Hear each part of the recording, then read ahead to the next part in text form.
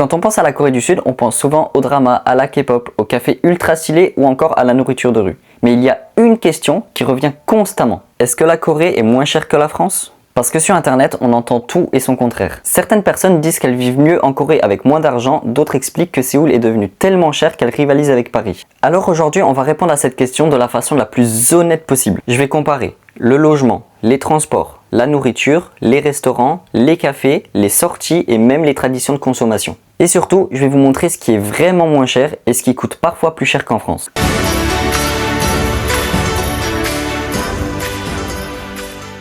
Commençons par ce qui représente généralement la plus grosse dépense dans la vie, le logement. Et c'est là que beaucoup de gens se trompent. Parce que quand on regarde simplement les loyers sur internet, on peut avoir l'impression que la Corée est moins chère. Mais la réalité est plus compliquée. Déjà, en Corée, il existe un système très particulier appelé jeonse.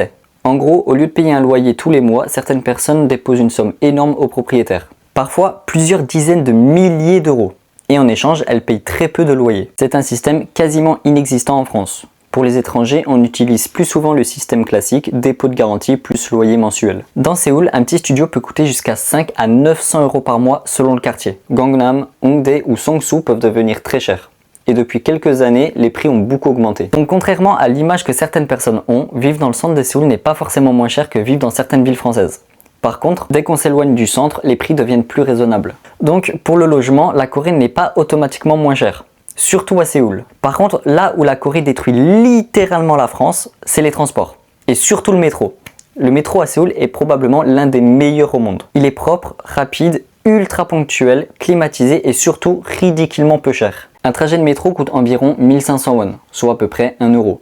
Quand on compare avec certaines villes françaises, un ticket peut dépasser les 2 euros. La différence est énorme. Mais ce n'est pas seulement une question de prix. Ce qui impressionne vraiment, c'est la qualité du service. Le métro couvre pratiquement toute la ville. Les applications donnent l'heure exacte d'arrivée, les stations sont propres et même les toilettes publiques sont souvent impeccables. En Corée, beaucoup de gens n'ont même pas besoin de voiture. Pour quelqu'un qui vit à Séoul, le budget transport est beaucoup plus faible qu'en France. Maintenant, parlons de quelque chose qui intéresse tout le monde.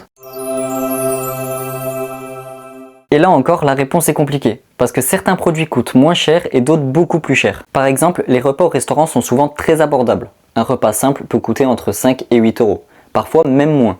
Par contre, les fruits peuvent être extrêmement chers. Une boîte de fraises premium peut coûter les prix d'un vrai repas. Les pommes importées sont souvent vendues à des prix qui feraient halluciner beaucoup de Français. Et pourquoi ? Ça, c'est parce que la Corée protège énormément son agriculture. Les produits étrangers sont souvent plus chers. Donc si vous adorez le fromage français, le vin français ou certains produits européens, préparez votre portefeuille. Mais il existe une énorme différence culturelle. En France, beaucoup de gens cuisinent. Et en Corée, on mange énormément à l'extérieur. Et c'est là que la Corée devient très intéressante. Parce que manger dehors n'est pas considéré comme un luxe. C'est presque une habitude quotidienne. Barbecue coréen, kimbap, tteokbokki, soupe, poulet frit. On peut commander de la nourriture à pratiquement n'importe quelle heure. Et la livraison est incroyablement efficace. En France, commander régulièrement peut vite coûter très cher.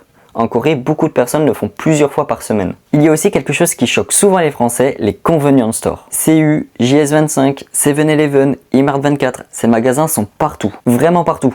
Et ce ne sont pas juste des épiceries. On peut manger, boire, recharger sa carte de transport, récupérer les colis, s'asseoir pour travailler, parfois même faire chauffer son repas sur place. Pour beaucoup d'étudiants ou de jeunes travailleurs, ces magasins font presque partie du quotidien. Un autre poste de dépense important, les cafés. Et là, attention, parce que contrairement à ce qu'on pourrait croire, la Corée n'est pas forcément bon marché. Et les Coréens adorent les cafés. C'est même devenu une partie importante de la culture moderne. Certaines personnes passent plusieurs heures dans les cafés pour étudier ou travailler. Donc oui, il y a des milliers de cafés magnifiques, mais certains pratiquent des prix assez élevés. Donc oui, le café peut coûter presque autant qu'en France. Mais il y a une chose que les comparaisons de prix oublient souvent, le mode de vie. En Corée, on sort plus souvent, on mange plus souvent dehors, on prend beaucoup les transports et on utilise énormément les services de livraison. Donc même si certaines choses sont moins chères, on peut finir par dépenser davantage, parce qu'on consomme différemment. Donc la Corée est-elle moins chère que la France ? La réponse est oui, mais sur seulement certaines catégories. Les transports sont moins chers, beaucoup de restaurants sont moins chers, la nourriture de rue est moins chère, certains services sont moins chers.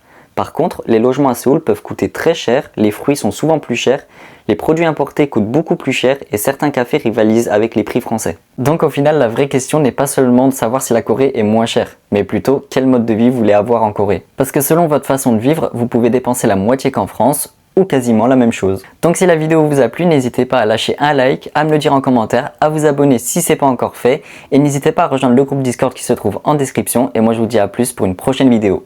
Tchuss!